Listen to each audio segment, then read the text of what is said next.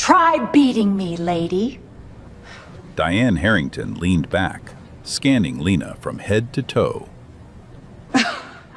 Where's your lawyer? Oh, wait. You are the lawyer in that outfit? The courtroom erupted in laughter. No lawyer has ever beaten me. And you dare? Why would I argue with a stupid black woman like you? Diane grabbed Lena's brown folder, flipped through it, tossed it down like trash. A first grader's notebook. Go home. Give it back to your daughter. Next time, bring your brain. Lena didn't move, didn't blink. Are you finished, Mrs. Harrington? I will present my case, and I will win. Diane smirked. All right. Let's see how you win. What Diane didn't know was who this woman really was, or what was inside that brown folder. And why, as Lena spoke her final words, Your Honor. The judge slowly rose from her chair. But before we get there, let me take you back. Richmond, Virginia, 6 in the morning. Lena Adams was already awake. She lay still for a long moment, staring at the ceiling of her 2-bedroom apartment. Paint peeling near the window, the radiator humming. Outside, a garbage truck groaned down the block. She got up quietly, careful not to wake Chloe. In the bathroom, she splashed cold water on her face. 32 years old, tired eyes, strong jaw. She pulled her hair into a bun and moved to the kitchen. Eggs sizzling in the pan, toast in the toaster. The apartment smelled like butter and cheap coffee, the only luxury she allowed herself each morning. "Mommy?" Chloe stood in the hallway, barefoot, dragging a stuffed rabbit by one ear. "Morning, baby. Breakfast is almost ready." Lena knelt, kissed her daughter's forehead, and braided her hair. 2 neat cornrows, just the way Chloe liked. The smell of cocoa butter between her fingers. Chloe hummed a little song from school. For a few minutes, everything was soft. Everything was simple. By 7:15, they were out the door. 4 blocks to school, past the laundromat, past the corner store where Mr. Gaines always waved. Chloe skipped ahead on the sidewalk. Lena watched her and smiled.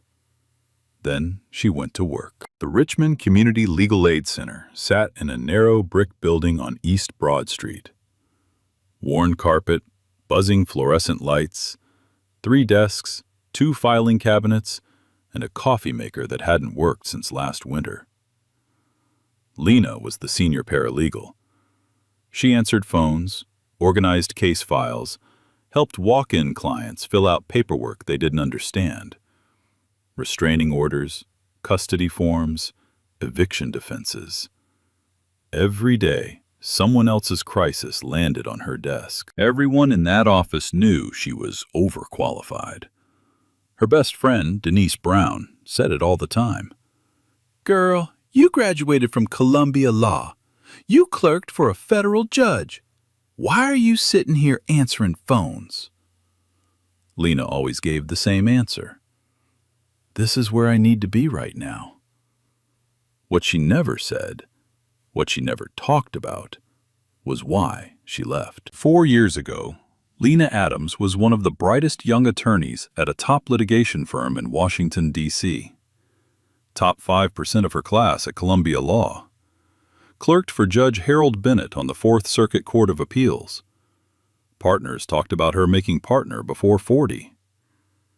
Then a white colleague accused her of leaking confidential client information to a rival firm. It wasn't true.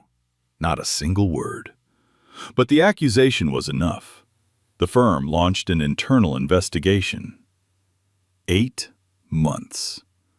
During those months, Lena was locked out of client files. Colleagues stopped making eye contact. Conversations died when she entered a room. She sat in a glass office with nothing to do, watching her reputation dissolve like sugar in water. When the investigation ended, she was fully cleared. No evidence, no wrongdoing, nothing. But the damage was done. Her marriage crumbled under the weight of it. She and her husband divorced quietly. She packed 2 suitcases, took Chloe, and moved to Richmond. She put her Columbia Law diploma in a desk drawer, not on the wall. She wasn't hiding it. She just couldn't look at it every day. She wasn't sure the system that diploma represented deserved her trust anymore. And that was the life Lena Adams built. Small, quiet, safe. Until Victoria Cole showed up. The property was a small commercial lot on the edge of Church Hill, a neighborhood gentrifying fast. Lena received it in the divorce settlement from her ex-husband's family. A brick building with a faded awning, a cracked parking lot with weeds pushing through. Not much to most people, but to Victoria Cole, a wealthy white real estate developer, that lot was the final piece of a $40 million project. Without it, her entire redevelopment plan collapsed. Victoria offered to buy it. Lena said no. Victoria offered again, lower, with a tight smile. Lena said no again. So Victoria sued.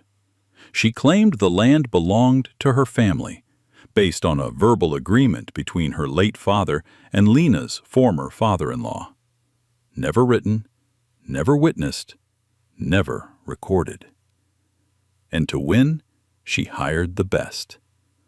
Diane Harrington, senior partner at Harrington & Cole, 30 years undefeated in civil property cases. When Diane learned her opponent was a black single mother with no attorney, she laughed.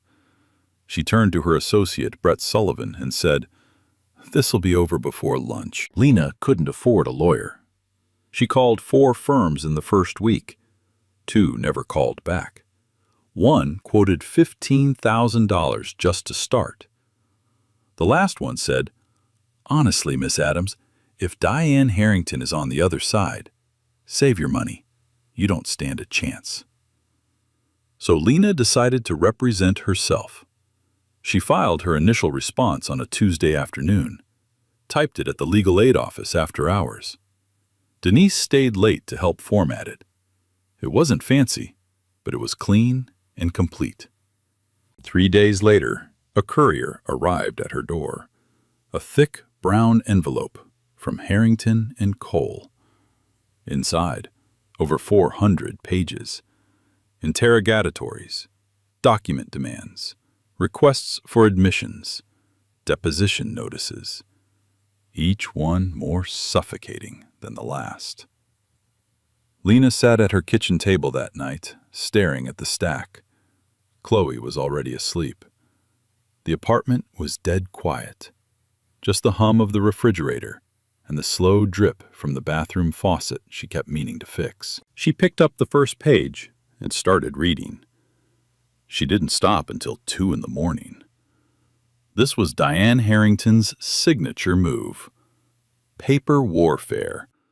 Buried the other side in so many documents, so many deadlines, so many demands that they either miss something critical or collapse.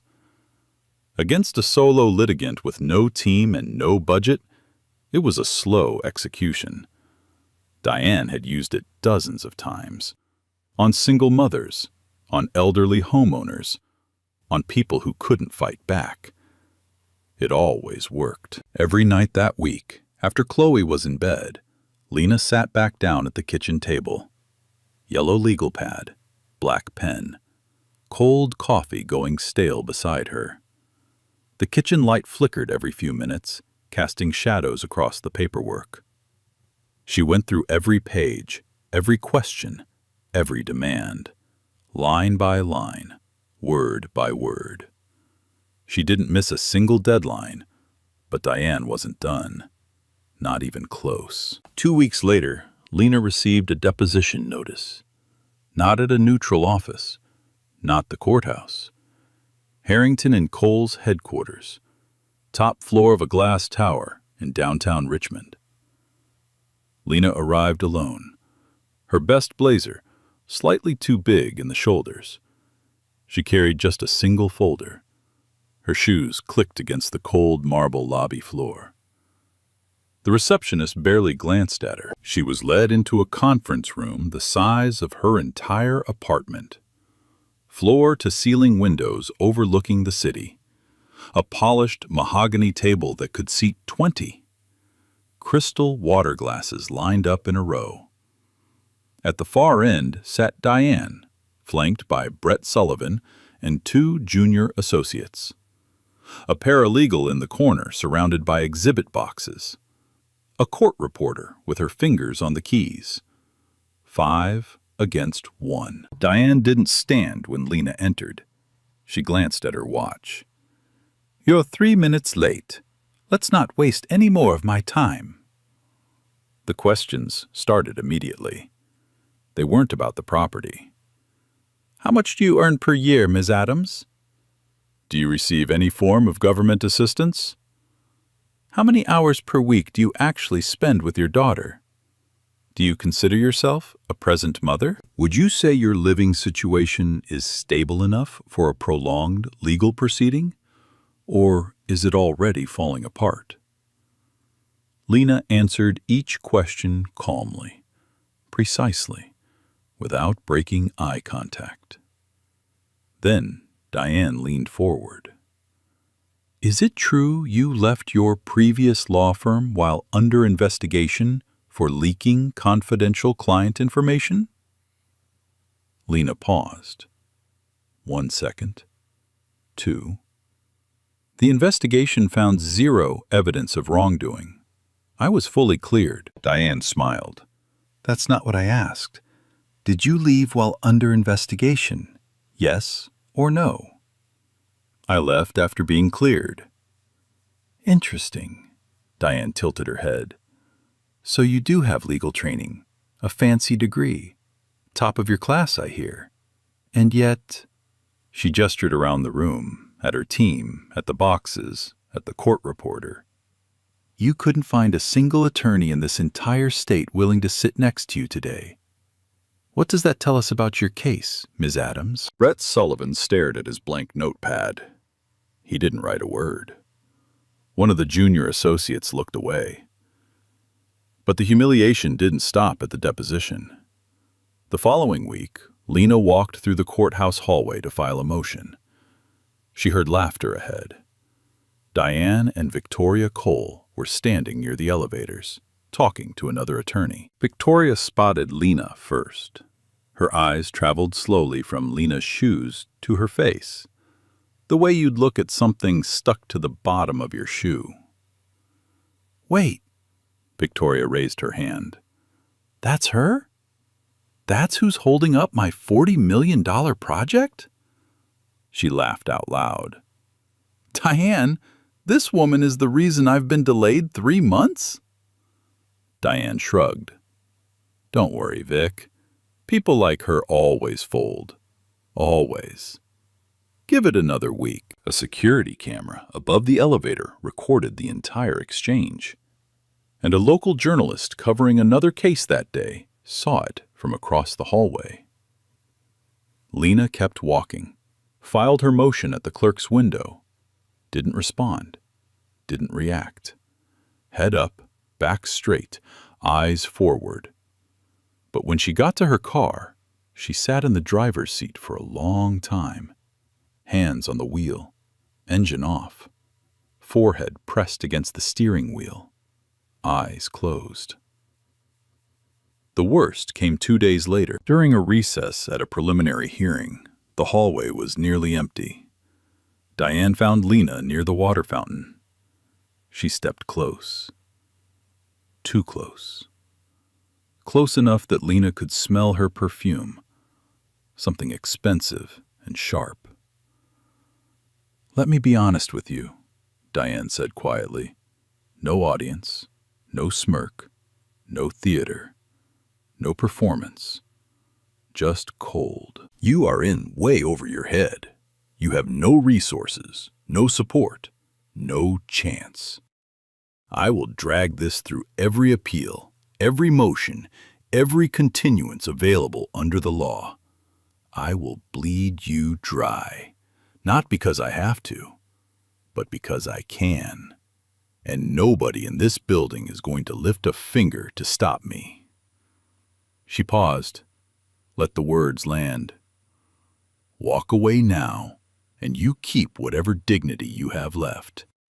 Push this any further, and I promise, you won't have a single dollar remaining when I'm finished. Lena looked at her, straight in the eyes. Are you threatening me, Mrs. Harrington? Diane smiled, wide and slow. I'm advising you, free of charge, pro bono. Lena didn't respond. She turned and walked back into the courtroom. Her hands were shaking underneath the folder she pressed against her chest, but her steps were steady. She didn't look back. That night, after putting Chloe to bed, Lena sat alone at the kitchen table. Same yellow pad, same black pen. The apartment was so quiet she could hear her own heartbeat. She wasn't writing. She was just sitting there, staring at the wall. The weight of everything pressing down on her chest like a stone. She thought about quitting, really quitting. For the first time since this started, she imagined picking up the phone and saying 2 words. I'm done. She thought about how easy it would be, how the pressure would just vanish, how she could go back to answering phones and braiding Chloe's hair and pretending none of this ever happened. Then she heard Chloe cough softly in the next room, a small sound, barely there. Lena looked down at the pen on the table. She stared at it for what felt like an hour, and she picked it up. Something changed that night. It wasn't dramatic. There was no speech, no sudden burst of music. Just a woman sitting alone at a kitchen table at 1 a.m, holding a pen she almost put down for good. But she didn't put it down, and that made all the difference. Lena didn't go to bed. She opened the first folder, the one with Victoria Cole's original complaint, and started reading it again. Not skimming, not surviving. Reading it the way she was trained to. The way she used to read case files at the firm in D.C., with a surgeon's eye, looking for the one thread that, if pulled, would unravel everything.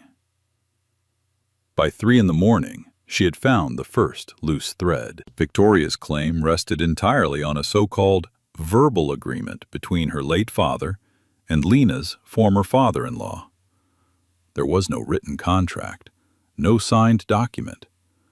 The only physical evidence Victoria had submitted was a handwritten memorandum, a single page she claimed her father had written summarizing the agreement. Lena held the photocopy of that memorandum under the kitchen light and stared at it. Something about the date. Something about the address. She pulled out her laptop, an old one, slow, with a cracked hinge, and opened the county records database. It took 40 minutes of searching, but she found it. The memorandum referenced a street address on Oakmont Drive. But according to county planning records, Oakmont Drive didn't exist until 2 years after the date written on the memorandum. The street had been called Warehouse Row until the city renamed it as part of a rezoning project. Victoria's father couldn't have written that address on that date. It was impossible. Lena sat back in her chair. Her heart was beating fast.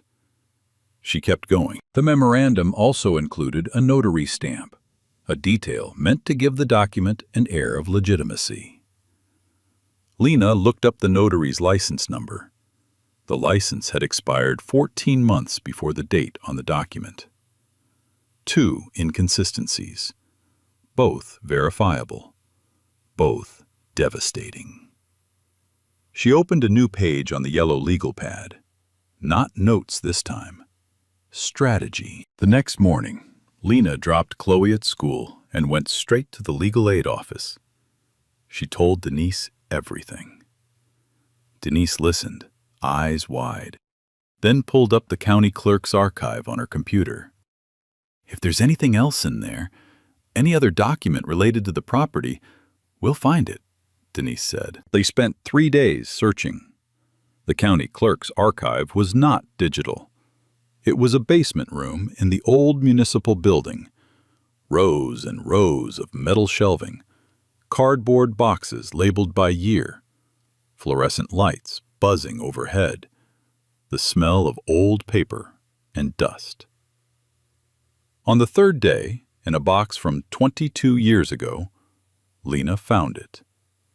A letter, typed on personal letterhead, signed by Victoria Cole's father. The letter was addressed to Lena's former father-in-law, and in it, Victoria's father explicitly acknowledged, in writing, clearly and without ambiguity, that the commercial property on Church Hill belonged fully and entirely to the Adams family.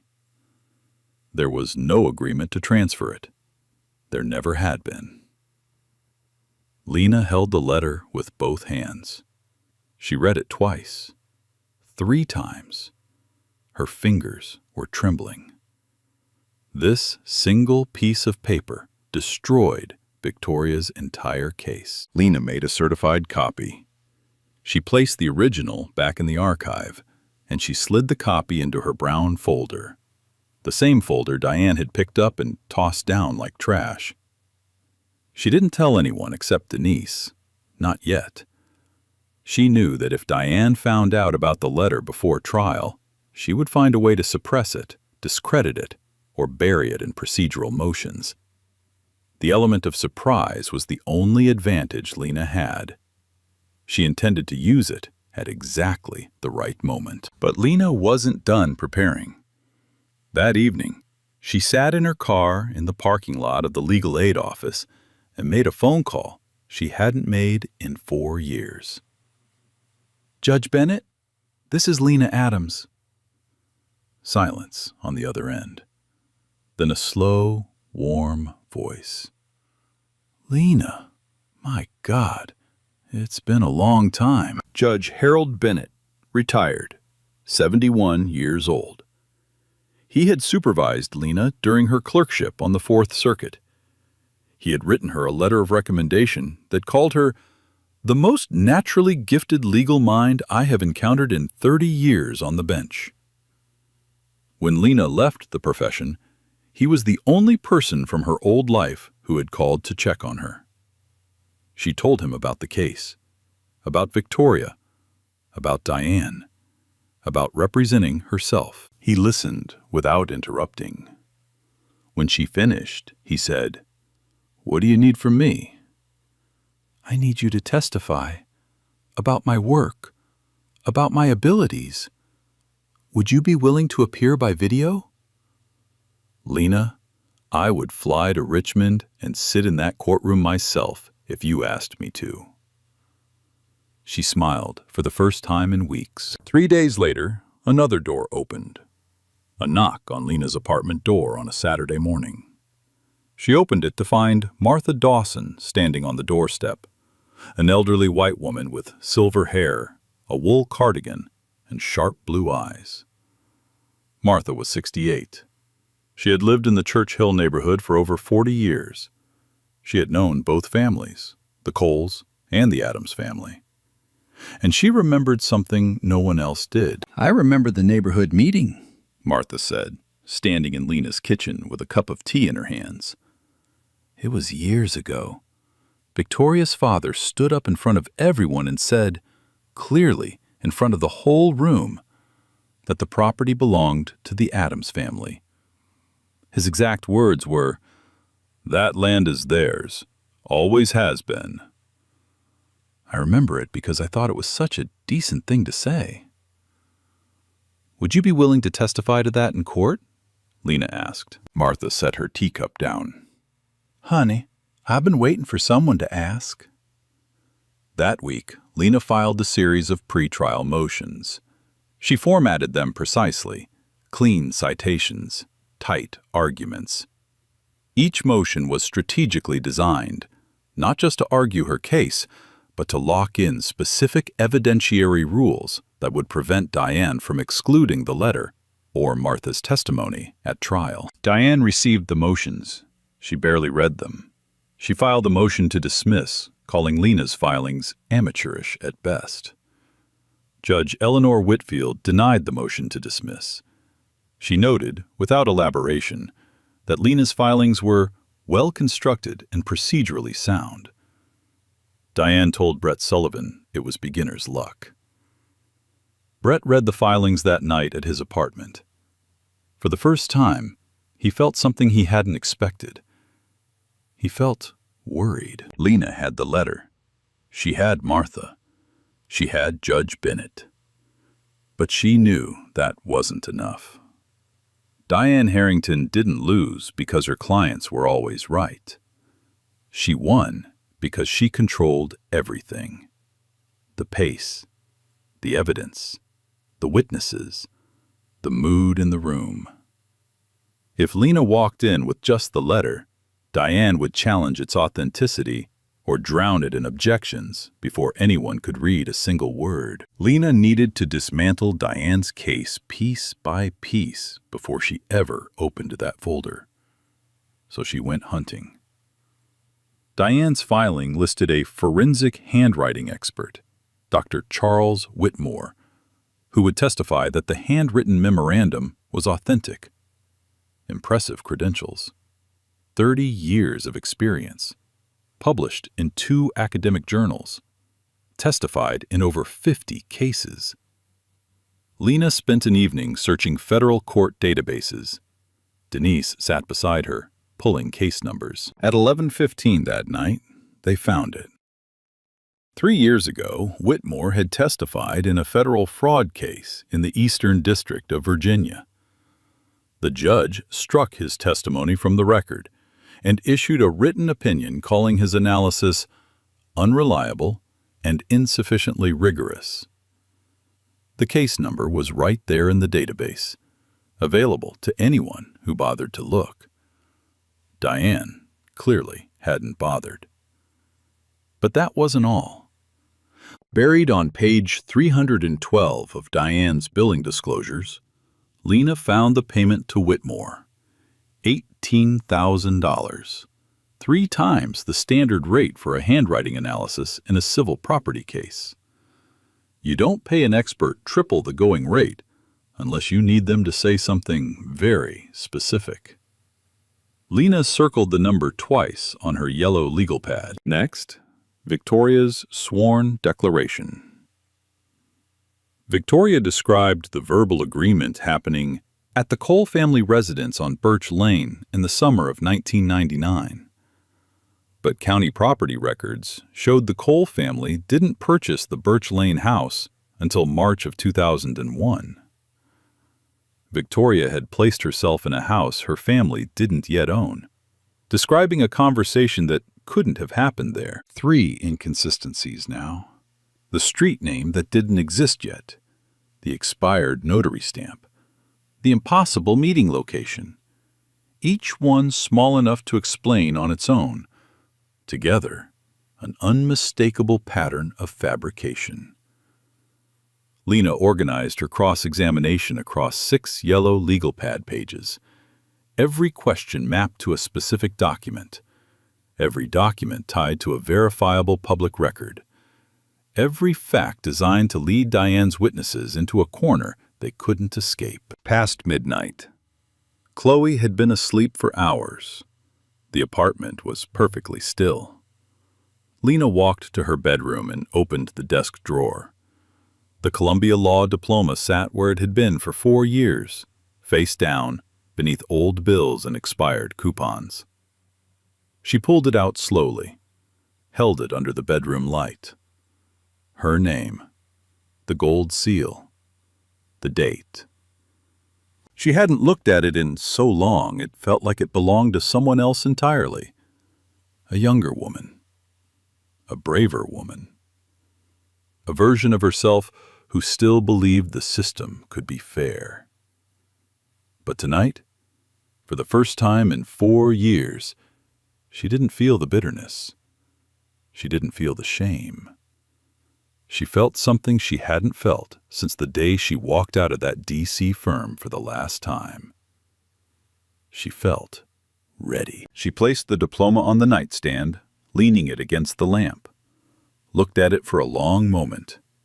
Then she turned off the light. Tomorrow, she would walk into that courtroom alone. No team, no firm, no safety net. Just the truth. And a brown folder that Diane Harrington should never have tossed like trash. The morning of the trial, the sky over Richmond was flat and gray. Lena dropped Chloe at school at 7:15. Chloe held onto her hand a little longer than usual at the gate. "Good luck today, Mommy," she said. Lena kissed her forehead. "I'll see you tonight, baby." She drove to the courthouse in silence.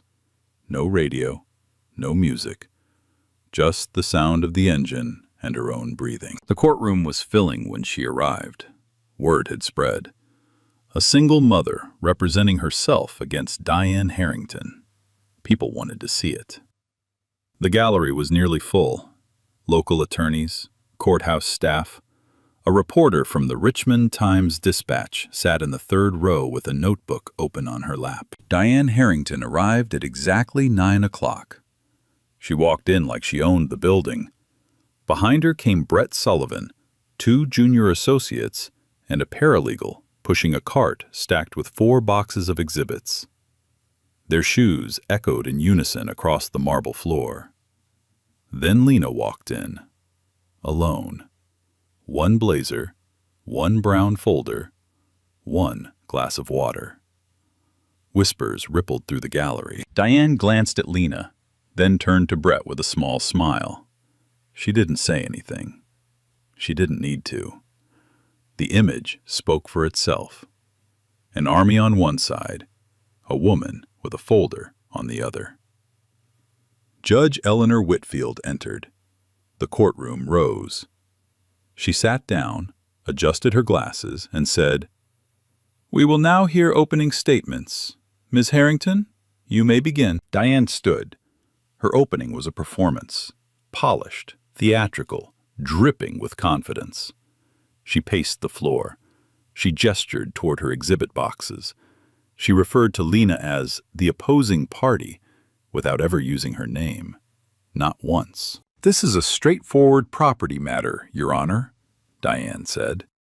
"The respondent has no legal representation, limited understanding of civil procedure, and, with all due respect, no case. We intend to prove that this property rightfully belongs to my client based on a long-standing family agreement." She sat down. The gallery murmured. "Miss Adams," Judge Whitfield said, "your opening statement." Lena stood. She didn't move from behind her table. She didn't pace. She didn't perform. She spoke without notes. "Your Honor, my name is Lena Adams. I am representing myself in this matter because I could not afford an attorney. But I want this court to know that I am not here unprepared." She paused. "I intend to demonstrate 3 things. First, that the document submitted by the plaintiff is not authentic. Second, that the plaintiff's own testimony contains factual impossibilities. And third, that the property in question has belonged to my family, legally, continuously, and without dispute, for over 30 years. She sat down. 6 sentences, no wasted words. Judge Whitfield looked at Lena for a moment longer than necessary. Then she turned to Diane. "Call your first witness." Diane called Victoria Cole to the stand. Victoria testified with practiced confidence. She described the verbal agreement between her father and Lena's former father-in-law. She produced the handwritten memorandum. She dabbed her eyes at one point, a well-timed display of emotion. Then it was Lena's turn. Miss Cole, you stated that this memorandum was written by your father. Is that correct? Yes. And the date on this document is June 14th, 1998? That's correct. This memorandum references a property address on Oakmont Drive. Is that correct? Yes. Lena picked up a single sheet of paper from her folder. According to the Richmond County Planning Commission, the street now known as Oakmont Drive was officially renamed from Warehouse Row on March 3, 2000. That's nearly 2 years after the date on this memorandum. She looked at Victoria. Can you explain how your father referenced a street name that didn't exist yet? Victoria opened her mouth, closed it, looked at Diane. Diane stood. Objection. The witness is not a cartography expert. Overruled, Judge Whitfield said. The question pertains to the document the plaintiff submitted. Answer the question, Ms. Cole. Victoria stammered. He must have. Perhaps he updated it later. Updated a document you just testified was written in 1998? Silence. Lena continued. The memorandum also bears a notary stamp, license number 441906. I checked with the Virginia Secretary of State's office. That license expired in April of 1996, more than 2 years before the date on this document. Victoria's face went pale. Diane stood again. Your Honor, I'd like to request a brief recess. Denied, Judge Whitfield said.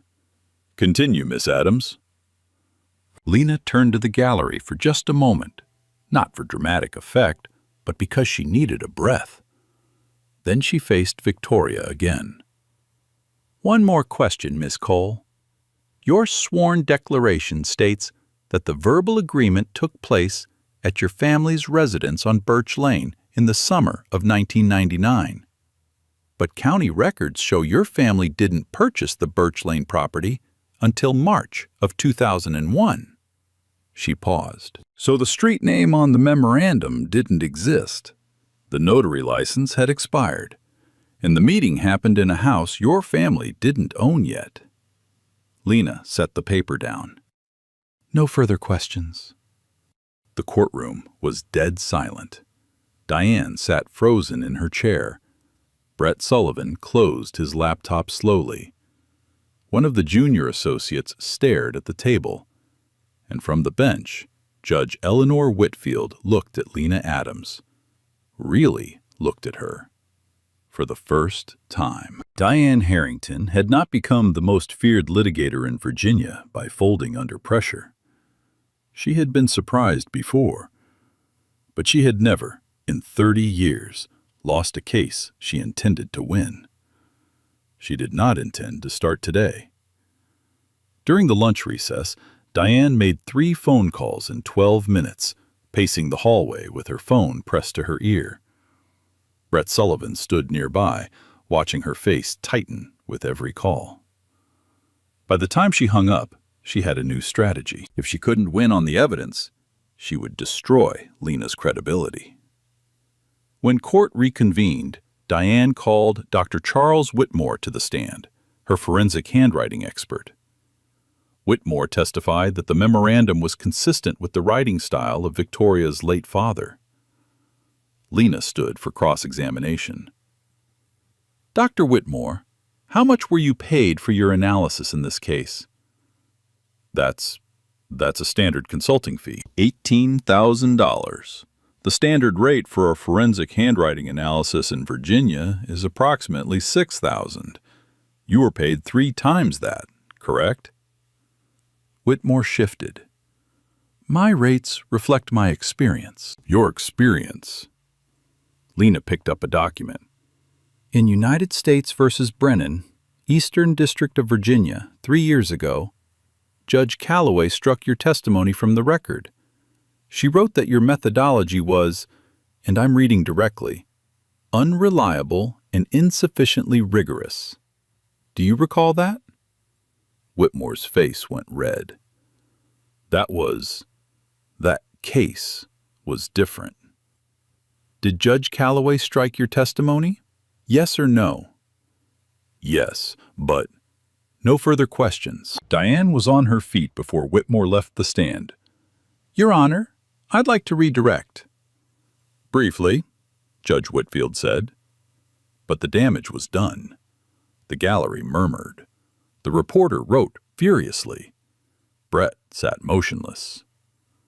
Diane needed to shift the momentum, fast. And she knew exactly how. Your Honor, I'd like to enter into evidence a personnel file from Holloway & Grant, a law firm in Washington, D.C. Lena's stomach dropped. Diane turned to face her. No smile now. No smirk. No performance. Just cold, calculated aim. Ms. Adams, isn't it true that you were the subject of a formal investigation at Holloway & Grant for leaking confidential client information to a competitor? The courtroom went quiet. Lena stood up slowly. That investigation found zero evidence of wrongdoing. I was fully exonerated. That's not what I asked. Were you investigated? Yes or no? I was investigated, and I was cleared. Cleared? Diane repeated the word like it tasted sour. And yet you left the firm, left the profession, moved to a different state, stopped practicing law entirely. Those are not the actions of someone who was cleared, Miss Adams. Those are the actions of someone who got caught. The gallery erupted. Murmurs became whispers. Whispers became stares. Lena felt the heat rise in her chest. The old wound, buried for 4 years, ripped open right there in front of everyone. Before she could respond, Judge Whitfield's gavel came down, hard. Ms. Harrington! The judge's voice was ice. This is a property dispute, not a character trial. The respondent's employment history has no bearing on ownership of this land. If you attempt this again, I will hold you in contempt. Am I clear?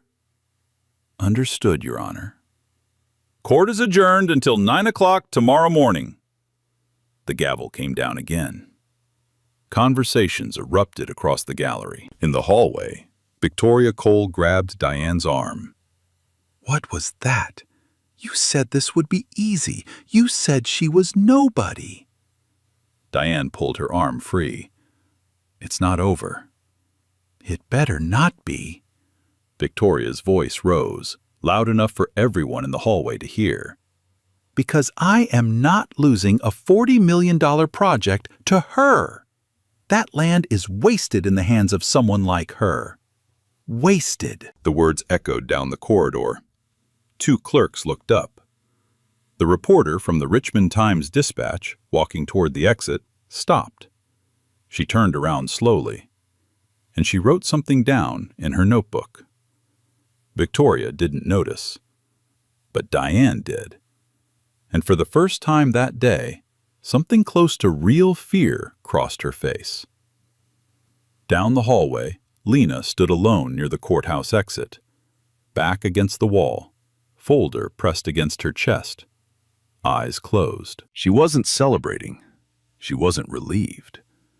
She was remembering what it felt like to be accused, to have the things she buried deepest dragged into the open and used against her, in front of strangers, in front of a judge.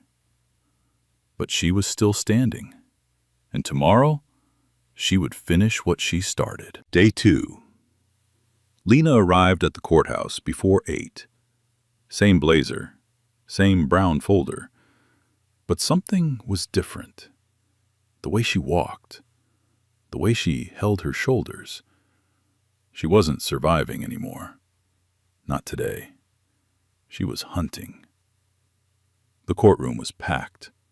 Word had spread fast overnight. People stood along the back wall. The reporter from the Times-Dispatch sat in the third row, notebook ready. Judge Whitfield entered. The room rose. "Ms. Adams, you may call your first witness." "I'd like to call Martha Dawson." Diane frowned. She flipped through her notes. The name wasn't there. Lena had added her at the last possible deadline, buried in a supplemental filing Diane had overlooked. Martha walked to the stand. Silver hair, wool cardigan, sharp blue eyes. She sat with the calm of a woman who had waited a long time to say what she was about to say. "Mrs. Dawson, how long have you lived in the Churchill neighborhood?" 43 years. "Do you recall a neighborhood meeting where Victoria Cole's father discussed this property?" I do. He stood up in front of the whole room and said, his exact words, "That land belongs to the Adams family. Always has." I remember because I thought it was a decent thing to say. Diane shot to her feet. "Objection! Hearsay!" Lena didn't hesitate. "Declaration against interest, Your Honor. Mr. Cole was acknowledging his family had no claim, a statement directly contrary to the interest of his own estate." Judge Whitfield paused, then nodded. "Overruled." Diane sat down slowly. Brett Sullivan stared at Lena like he was seeing her for the first time. Lena's second witness appeared on a screen mounted to the wall. Video link. An older man in a study lined with bookshelves. "Please state your name and former title for the record." "Harold Bennett, retired judge, United States Court of Appeals for the Fourth Circuit." A ripple went through the gallery. Diane's pen stopped moving. "Judge Bennett, are you familiar with Lena Adams?" "I am." "She served as my law clerk for 2 years. In 30 years on the federal bench, she was the most naturally gifted legal mind I ever had the privilege of working with. Her departure from the profession was a personal tragedy, not a professional failing." Diane stood. "Objection! Irrelevant. This is a property case." Judge Whitfield looked at her. "It speaks to credibility. Overruled." Then Lena opened the brown folder, the same folder Diane had picked up and tossed down like trash on day 1. The same folder she had laughed at and called a first grader's notebook. The same folder that had sat on that table through every insult, every smirk, every act of contempt. She pulled out a single document, walked it to the clerk, who passed it to the judge. "Your Honor, this is a letter recovered from the county clerk's archive, written by Victoria Cole's late father. In it, he explicitly acknowledges, in his own words, that the property on Church Hill belongs fully and entirely to the Adams family. He states clearly that no agreement to transfer it ever existed." The courtroom went silent. Victoria Cole's face drained of color. She gripped the edge of her seat with both hands. Diane stood. "Your Honor, I request a recess to review this document." "Denied," Judge Whitfield said. "The county archives were available to both parties throughout discovery. Continue, Miss Adams." Lena returned to her table. She didn't sit down. She delivered her closing argument entirely from memory. No notes, no cards, no script. "Your Honor, the plaintiff's memorandum references a street that didn't exist when it was supposedly written. It bears a notary stamp from an expired license. The plaintiff described a meeting in a house her family didn't yet own. And the plaintiff's own father, in writing, in his own hand, confirmed that this property belongs to my family." She paused. Let the silence fill every corner of the room. Mrs. Harrington walked into this courtroom believing that the size of her teen, the cost of her suit, and the color of my skin would determine the outcome. Her voice didn't waver, Not even slightly. She was wrong. And then it happened. From behind the bench, Judge Eleanor Whitfield, known across Virginia as the Stone, a judge who had not once in 28 years shown personal emotion in her courtroom, slowly rose from her chair. The room froze. Every head turned, every whisper died, every breath stopped. She stood there for a moment, looking directly at Lena Adams. The courtroom was so quiet you could hear the fluorescent lights humming above. Then she nodded, just once, just slightly, and said 5 words. "Please continue, Ms. Adams." Lena's eyes glistened. Her jaw tightened. Her hands trembled at her sides, but her voice held steady. "No further arguments, Your Honor. The evidence speaks for itself." Complete silence. Not a sound. Then, from somewhere in the back of the gallery, someone began to clap. Then another. And another. Judge Whitfield raised her hand, and the room fell still. But the message had already been delivered. Every single person in that courtroom understood exactly what they had just witnessed. Judge Whitfield didn't wait long. She looked down at the documents in front of her, the letter, the memorandum, the county records, the exposed notary stamp. She removed her glasses slowly, set them on the bench, and spoke in a voice that carried to every corner of the room. "This court finds in favor of the respondent, Lena Adams. The plaintiff's claim is dismissed with prejudice." With prejudice. That meant Victoria Cole could never bring this case again. It was over. Permanently. But the judge wasn't finished. She turned to Diane Harrington.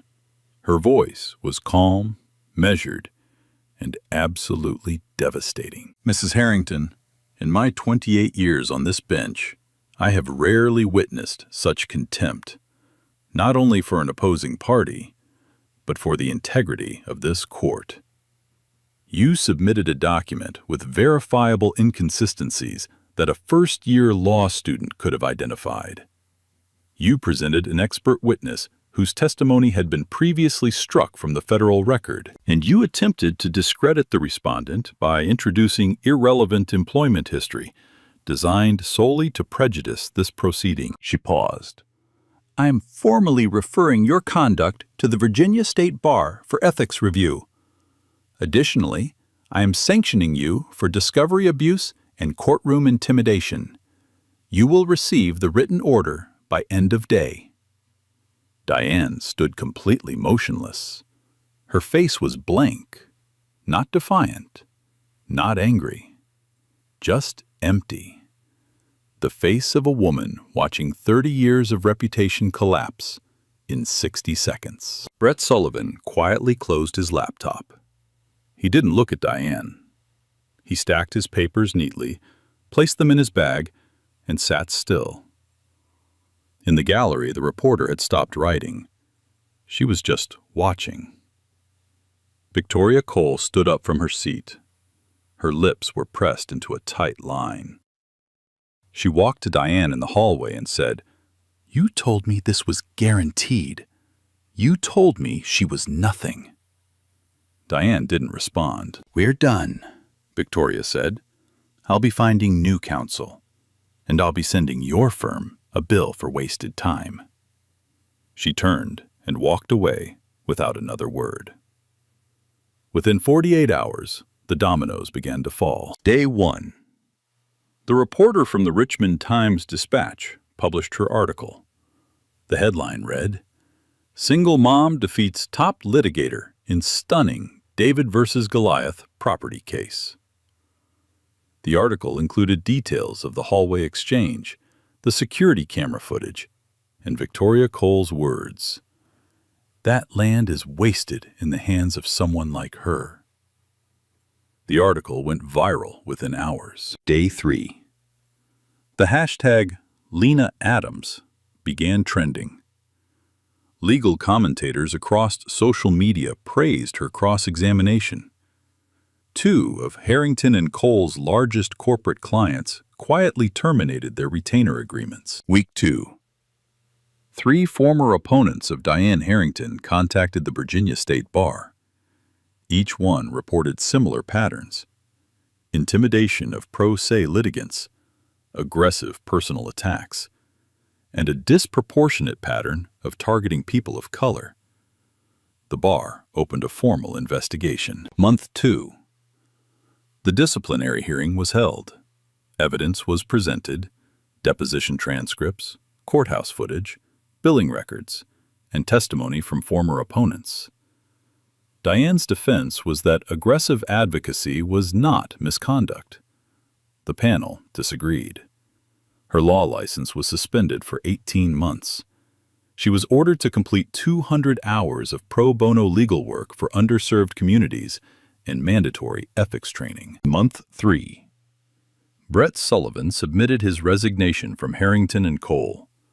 In his cover letter to a public defender's office, he wrote, "I watched someone with nothing defeat someone with everything, and I realized I had been standing on the wrong side." The afternoon of the verdict, Lena didn't go home right away. She sat in her car in the courthouse parking lot, engine off, windows up, hands on the steering wheel. She didn't call anyone. She didn't check her phone. She just sat there, eyes closed, breathing. Then she leaned forward, pressed her forehead against the wheel, and cried. Not from sadness, not from exhaustion, from relief. Pure, overwhelming relief. The kind that only comes when you've been holding your breath for so long that you forgot what it felt like to breathe. She sat there for 15 minutes. Then she wiped her eyes, started the engine, and drove to Chloe's school. Chloe ran to her at the gate. "Mommy, how was your day?" Lena knelt down and held her daughter tight. She breathed in the cocoa butter. She felt Chloe's small arms wrap around her neck. "It was a good day, baby," she said. "It was a really good day." 6 months later, the property on Church Hill looked different. The faded awning was gone. The weeds had been cleared. A fresh sign hung above the front door in clean black letters: the Adams Community Justice Center. Inside, folding chairs arranged in neat rows. A table near the entrance held intake forms and a bowl of peppermints. The walls had been painted a warm cream. The fluorescent lights still buzzed. Some things don't change. But the carpet was new, and it felt like a place where people could breathe. Denise Brown stood by the door, greeting people as they walked in.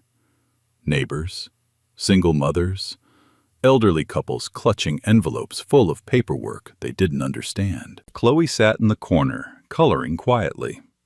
She looked up when the local news camera pointed her way, then smiled and went right back to her crayons. Lena stood at the front of the room.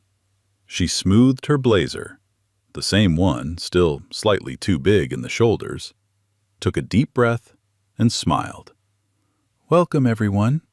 My name is Lena Adams, and I'm here to help." So here's my question for you. Have you ever had to fight for something that everyone assumed you'd already lost? Drop your story in the comments. I read every single one. And if this story hits you, even just a little bit, like, share, and subscribe. Pass it to someone who needs to hear it today. Because the courtroom doesn't care about your zip code or your bank account. And sometimes the most powerful thing you can do is show up, prepared, and refuse to disappear. Yo, nobody can take your worth away. Not their money, not their status, not their loud opinions. Show up prepared. Keep standing. That's the whole game. Yo, nobody can take your worth away. Not their money, not their status, not their loud opinions. Show up prepared. Keep standing. That's the whole game. That's enough.